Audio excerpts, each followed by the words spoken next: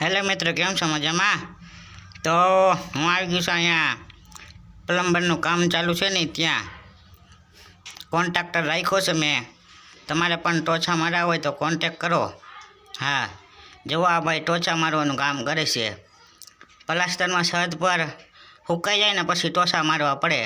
ટોચા એટલા માટે મારવા પડે કે નકર પ્લાસ્ટર કરે ને તો પ્લાસ્ટર સરખું બેસે નહીં, સરખું ચોટે નહીં અને સરખું પાણી પીવે નહીં, તો સમય જતાં તેમના પોપડા ખરી નીચે પડે છે, ખિલાડી હોતા.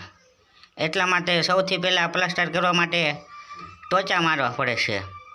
હા, જોઈ શકો છો, પ્લાસ્ટર કરવા માટે પણ ટોચા મારવા પડે છે.